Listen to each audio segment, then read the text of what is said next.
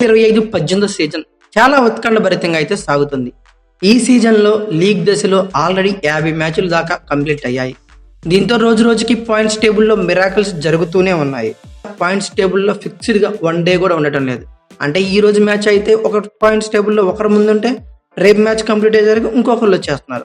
ఈ season play offs ఎంతో రసవత్తరంగా దీనివల్ల జరుగుతుంది అని చెప్పుకోవచ్చు. ముంబై ఇండియన్స్ అదిరిపోయే కంబ్యాక్ అయితే ఇచ్చింది. ఫస్ట్ 5 మ్యాచ్లకి ఒకటి మాత్రమే గెలిచిన ముంబై ఇండియన్స్ తర్వాత 6 మ్యాచ్లు ఏకంగా కాన్సిక్యూటివ్ గా గెలిచి పాయింట్స్ టేబుల్లో టాప్ స్పాట్ లో 14 పాయింట్లతో అయితే నిలిచింది. ఇక తర్వాత ఆర్సీబీ ఈ సీజన్ లో అల్టిమేట్ పెర్ఫార్మెన్స్ అయితే ఇస్తుంది. డీసెంట్ ప్లేయింగ్ లెవెన్ తో ఈ సీజన్ లో డామినేటెడ్ పెర్ఫార్మెన్స్ అయితే చూపిస్తుంది. ఇప్పటికి 10కి 7 గెలిచి 14 పాయింట్లతో సెకండ్ స్పాట్ లో నిలిచింది. తర్వాత పంజాబ్ కింగ్స్, జీటీ, డీసీలు 6 విజయాలతో 12 పాయింట్లతో 3, 4, 5 స్పాట్స్ లో అయితే కంటిన్యూ అవుతున్నాయి. అయితే 10 సీజన్లో టాప్ పెర్ఫార్మెన్స్ ఇచ్చే సిఎస్కే అలాగే ఆర్ఆర్లు ఈ సీజన్లో ఫస్ట్ అండ్ సెకండ్ టీమ్స్గా ఎలిమినేట్ అయితే పూర్తయ్యాయి. అలానే ఎస్ఆర్హెచ్, కేకేఆర్ కూడా ఇదే రూట్లో పోతున్నాయని చెప్పుకోవచ్చు. అయితే ఐపీఎల్ 2025లో ఇలాంటి మరొక ఇంట్రెస్టింగ్ ఫైట్కి 2 బడా ఫ్రాంచైజీలు అయితే సిద్ధమైపోయాయి. ఐపీఎల్ 2025లో మ్యాచ్ నెంబర్ 52గా శనివారం రోజు రాత్రి 7:30 ఎం చిన్నస్వామి స్టేడియం వేదికగా ఆర్సీబీ మరియు సిఎస్కేలు ఒక ఇంట్రెస్టింగ్ ఫైట్కి అయితే సిద్ధమయ్యాయి. లీగ్ దశలో మరొక 20 మ్యాచ్లు మిగిలి ఉన్నప్పటికీ సిఎస్కే ముందే ఎలిమినేట్ అయిపోయింది. అలానే ఈ సీజన్లో ఆల్రెడీ ఆర్సీబీ చేతిలో ఓడిన సిఎస్కే ఈ మ్యాచ్ రివెంజ్ తీర్చుకోవాలని భావిస్తుంది. కొంచెం పవర్ఫుల్గా టోర్నీ ముగించడానికి సిఎస్కే భావిస్తుందని చెప్పుకోవచ్చు. అలానే అదర్ ఎండ్లో ఆర్సీబీ అన్ని సీజన్లకు భిన్నంగా డిఫరెంట్ బ్యాటింగ్ అప్రోచ్తో డీసెంట్ ప్లేయింగ్ లెవెన్తో అన్ని జోనల్స్లో చాలా స్ట్రాంగ్గా ఉంటూ టైటిల్ దిశగా అయితే అడుగులు వేస్తుంది ఆర్సీబీ. అలానే సిఎస్కే మీద గెలిచి మరొకసారి టేబుల్లో టాప్ స్పాట్ కోసం ఎదురు చూస్తుందని చెప్పుకోవచ్చు. ఓవరాల్గా అయితే ఈ మ్యాచ్ ఇంట్రెస్టింగ్ గానే జరగనుంది.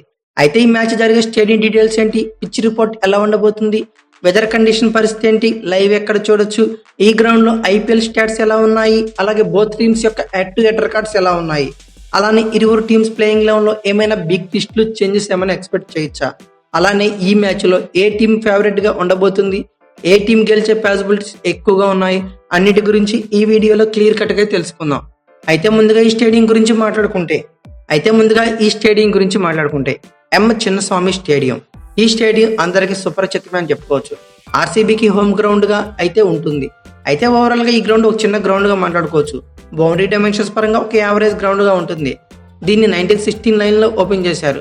ఆడియన్స్ కెపాసిటీ 38,000 వరకు ఉంటుంది. బౌండరీ డైమెన్షన్స్ ఎయిదర్ సైడ్ చల్గా 68 మీటర్లు గాను, బిహైండ్ వికెట్స్ 59 మీటర్లు గాను, స్ట్రైట్ బౌండరీ చల్ 72 మీటర్ల వరకు ఎక్స్పెక్ట్ చేయొచ్చు. ఇక తర్వాత ఆల్ ఇంపార్టెంట్ పిచ్ రిపోర్ట్ గురించి మాట్లాడుకుంటే ఫాస్ట్లో ఈ గ్రౌండ్ పక్క బ్యాటింగ్ పిచ్ అని చెప్పుకోవచ్చు. ఫర్ ఎగ్జాంపుల్ 2024లో 200 స్కోర్ అనేది చిన్న మాటగా మాట్లాడుకున్నాం. బట్ ట్రూ బౌన్స్ కూడా ఉండేది. బౌలర్స్ అసలు గేమ్లో ఉండేవాళ్ళే కాదు. బట్ ఈ సీజన్ కొంచెం డిఫరెంట్గా ఈ పిచ్ అయితే మారిపోయిందని చెప్పుకోవచ్చు. ఫర్ ఎగ్జాంపుల్ బ్యాలెన్స్డ్ పిచ్గా ఉందని చెప్పుకోవచ్చు. అటు బ్యాటింగ్కి ఇటు బౌలింగ్కి ఈక్వల్ రిజల్ట్ అయితే ఇస్తుంది. లాస్ట్ 3 మ్యాచెస్లో ఏకంగా స్పిన్నర్స్ 30 పైన వికెట్లు పడగొట్టారు. దీన్ని బట్టి అర్థం చేసుకోవచ్చు ఈ పిచ్ స్పిన్ ట్రాక్గా మాట్లాడవచ్చు అని. ఇనిషియల్గా పేస్ స్వింగ్ కూడా జనరేట్ అవుతుంది. ఇక తర్వాత వెదర్ రిపోర్ట్ గురించి మాట్లాడుకుంటే అయితే ఈ మ్యాచ్లో పెద్దగా వర్షాలు పడిపోయి మ్యాచ్ లాగిపోయి ట్విస్ట్లు అయితే ఏమీ లేవు. హ్యాపీగా 40 ఓవర్స్ మ్యాచ్ అయితే ఎంజాయ్ చేయొచ్చు. బట్ మార్నింగ్ టెంపరేచర్కి 28 డిగ్రీ సెంటిగ్రేడ్ గాను, రెయిన్ పడే ఛాన్సెస్ 2% గాను, డ్యూ పాయింట్ వచ్చి ఏకంగా 11 డిగ్రీస్ గాను, హ్యూమిడిటీ లెవెల్ వచ్చి 32% గాను ఉండే ఛాన్సెస్ అయితే ఉన్నాయి. ఇక లైవ్ స్ట్రీమింగ్ గురించి మాట్లాడుకుంటే ఓటీటీలోనే 2 బిగ్ ప్లాట్ఫామ్స్ అయిన Jio cinema, Disney plus, Hotstar 2 combine అయిపోయి జియో హాట్స్టార్గా అవతరించింది. మొబైల్స్లో యాప్స్లో చూడాలంటే జియో హాట్స్టార్లో చూడొచ్చు. ఇక టీవీస్లో వాచ్ చేయాలంటే స్టార్ స్పోర్ట్స్ 2లో చూడాలి. అలాగే తెలుగులో టీవీలో చూడాలంటే స్టార్ స్పోర్ట్స్ 1లో చూడాల్సి ఉంటుంది.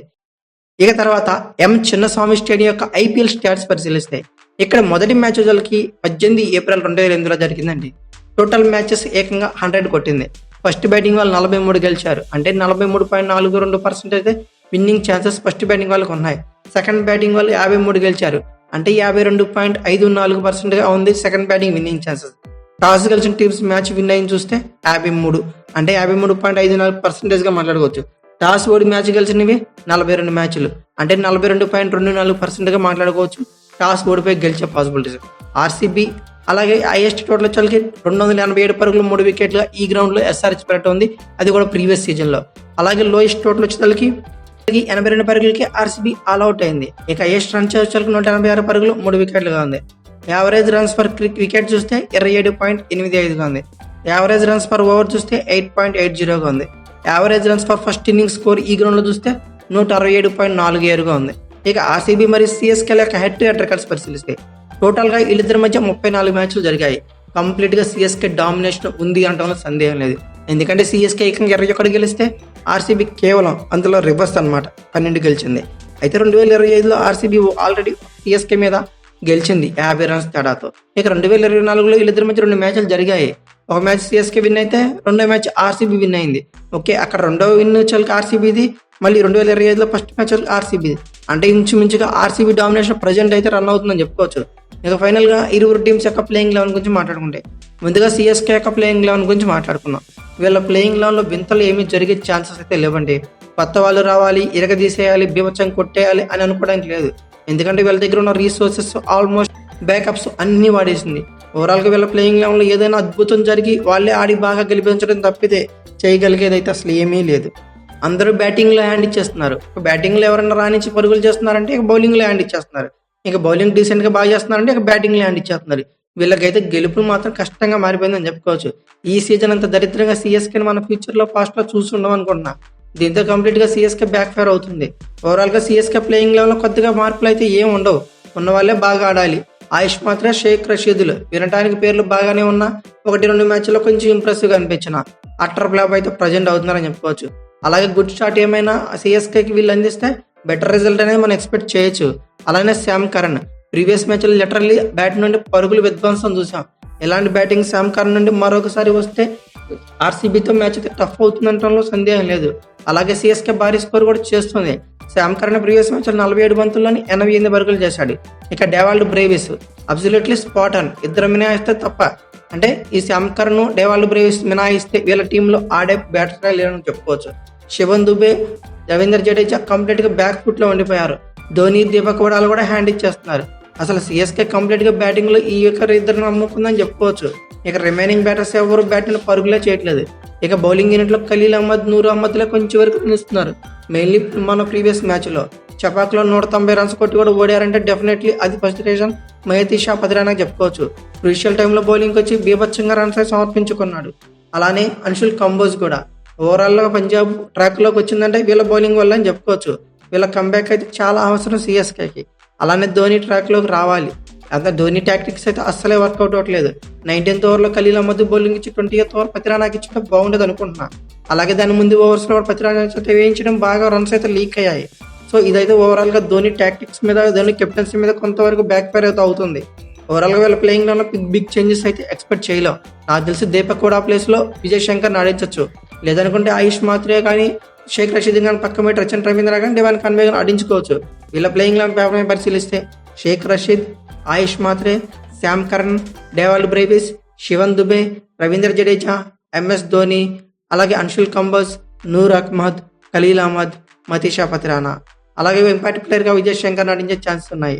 ఇక ఫైనల్గా ఆర్సీబీ యొక్క ప్లేయింగ్ లెవెన్ గురించి మాట్లాడుకుంటే ఈ సీజన్లో డిఫరెంట్ ఆర్సీబీని అయితే చూస్తున్నాం. Different aggressive approach, decent batting, అలానే స్మార్ట్ బౌలింగ్, కిరాక్ ఫీల్డింగ్, అన్ని జోనల్స్లో ఆర్సీబీ చాలా చాలా చాలా స్ట్రాంగ్ కనబడుతుంది. అయితే బ్యాకప్ లేదు అనుకున్నాం. ఓవరాల్గా కొంచెం బెటర్గానే ఆర్సీబీ బ్యాకప్ని సెట్ చేసుకుంది. వాళ్ళు ప్లేయింగ్ లెవెన్లోకి వచ్చే కొద్దీ వాళ్ళ బ్యాకప్, వాళ్ళ రిసోర్సల్ స్ట్రెంత్ గురించి తెలుస్తుంది. ఫర్ ఎగ్జాంపుల్ మన ఫిలిప్ సాల్ట్ ఇంజరీ వల్ల పక్కన ఉండగా జాకబ్ బెత్తుల్ బ్యాటింగ్ వచ్చాడు. ఆడింది 5 బాల్ 12 రన్స్ అయినా చాలా పికప్ షాట్స్ అయితే ఆడాడు. అలాగే లియామ్ లివింగ్స్టోన్ లేకపోయినా గత 3 మ్యాచ్ల్లో రొమారియో షెఫర్డ్ ఆడుతున్నాడు. కొంతవరకు ఇంప్రెసివ్ పెర్ఫార్మెన్స్ ఇస్తామని చెప్పుకోవచ్చు. ఓవరాల్గా ఆర్సీబీ బ్యాకప్ కూడా చాలా బాగానే ఉందని చెప్పి అనుకుంటున్నా. అలాగే ఆర్సీబీ బ్యాటింగ్, బౌలింగ్ రీట్లో రెండిట్లో అదిరిపోయే పెర్ఫార్మెన్స్ అయితే ఇస్తుంది. మెయిన్లీ విరాట్ కోహ్లీ దగ్గరుండి టీంని విజయ పదంలో నడిపిస్తానని చెప్పుకోవచ్చు. ఆల్మోస్ట్ అన్ని మ్యాచ్ల్లో క్రూషియల్ నాక్స్ అయితే ఆడుతూనే వస్తున్నాడు. అలాగే ఆరెంజ్ క్యాప్ రేస్లో కూడా తొలి 3-4 బ్యాట్స్మెన్లు ఉన్నాడు. అలానే ఫిలిప్ సాల్ట్ కూడా మంచి రిథంలో ఉన్నాడు. బట్ ఫింగర్ ఇంజరీ వల్ల దూరం అయ్యాడు. అతని ప్లేస్లో ఆడిన జాకబ్ బేతల్ మంచి ఫ్లిక్ షాట్స్ ఆడి మంచి పాజిటివ్ ఇంటెంట్తో కనబడ్డాడు. బట్ అతను లాంగ్ ఇన్నింగ్స్లో కన్వర్ట్ చేయాలి, లేదంటే వాళ్ళ మ్యాచ్లో ఫిలిప్ సాల్ట్ ఉండే ఛాన్సెస్ కూడా ఉన్నాయి. అలానే దేవదత్ పడికల్, రజిత్ పడిదార్ పరుగులు చేయడంలో కొంతవరకు బ్యాక్ ఫుట్లో ఉన్నారు. బట్ వీళ్ళిద్దరు లైన్లోకి వస్తే ఆర్సీబీని ఆపడం కష్టం అని చెప్పుకోవచ్చు. ఇక కృణాల్ పాండ్యా గురించి చెప్పేది ఏముంది, ప్రత్యేకంగా with the ball, with the bat అదర కొట్టేస్తున్నాడు. ప్రీవియస్ మ్యాచ్లో కొట్టిన 73 పరుగులు అయితే అన్బిలీవబుల్ ఇన్నింగ్స్ అని చెప్పుకోవచ్చు. అలాంటి క్రూషియల్ నాకే సిఎస్కే మీద కూడా కృణాల్ పాండ్యా పాటించాల్సిన అవసరం అయితే ఉంటుంది. ఇక అలాగే Jitesh Sharma, Tim David, Romario Shepherd best finishing అయితే కనబడుతుంది. ఎస్పెషల్లీ టిమ్ డేవిడ్ అయితే అదిరిపోయే బ్యాటింగ్ చేస్తూనే ఉన్నాడు. ఇక బౌలింగ్ యూనిట్ గురించి మాట్లాడుకుంటే చాలా ఇంప్రెసివ్గా అనిపిస్తుంది. భువనేశ్వర్ కుమార్, జోష్ హజల్వుడ్తో ఎక్సలెంట్ బౌలింగ్ ట్రాక్ కనబడుతుంది. బట్ అదర్ ఎండ్లో యాష్ దయాల్ అయితే మాత్రం పరుగులు లీక్ చేస్తున్నాడు. అతను కొంతవరకు రిధంలోకి వస్తే ఖచ్చితంగా ఆర్సీబీ బౌలింగ్ యూనిట్లో ఫ్రంట్ ఫుట్లోకి వెళ్తుంది. ఇక అలాగే స్పిన్ యూనిట్లో కృణాల్ పాండ్యా, శ్రేయస్ శర్మ ఇద్దరు కూడా బెటర్గా కనబడుతుంది. ఓవరాల్గా వాళ్ళ ప్లేయింగ్ లో పెద్దగా చేంజెస్ అయితే ఉండవు. ఫిలిప్ సాల్ట్ ఒకవేళ ఇంజురీ కన్సర్న్ నుండి బయటకు వస్తే అతను జాకబ్ బేతల్ ప్లేస్ లో ఫిలిప్ సాల్ట్ అయితే వస్తాడు. రొమారియో షెఫర్డ్, లివింగ్ స్టోన్ మార్చే అవకాశాలు అయితే లేవని చెప్పుకోవచ్చు. ఓవరాల్ గా వీళ్ళ ప్లేయింగ్ లో పేపర్ మీద పరిశీలిస్తే Jacob Bethell or Philip Salt, Virat Kohli, Devdutt Padikkal, Rajat Patidar, Krunal Pandya, Tim David, Jitesh Sharma, Romario Shepherd, Bhuvneshwar Kumar, Josh Hazlewood, ash Dayal, impact ప్లేయర్గా శ్రేయస్ శర్మ రానున్నాడు. ఇక ఓవరాల్ గా వీళ్ళ ప్లేయింగ్ లెవెల్లో పిచ్ రిపోర్ట్లు అన్ని పరిశీలించాక నా ఒపీనియన్ మాత్రం ఆర్సీబీనే ఫేవరెట్. ఆల్రెడీ హోమ్ గ్రౌండ్ లో 3 మ్యాచ్ల తర్వాత 4వ విజయం నమోదు చేసింది. బట్ ఈ మ్యాచ్ కూడా నేనైతే గెలుస్తుందని ఎక్స్పెక్ట్ చేస్తున్నా. అయితే ఈ మ్యాచ్ లో మీరు ఎవరు గెలుస్తారనుకున్నా ఖచ్చితంగా కామెంట్ బాక్స్ లో పిన్ చేయండి. అలాగే ఈ వీడియో కనుక మీకు నచ్చితే like, share, comment box subscribe చేసుకోండి. అలాగే పక్కనే ఉన్న బెల్ ఐకాన్ అప్పుడు మాత్రం మర్చిపోకండి. Thank you for watching. Have a nice day.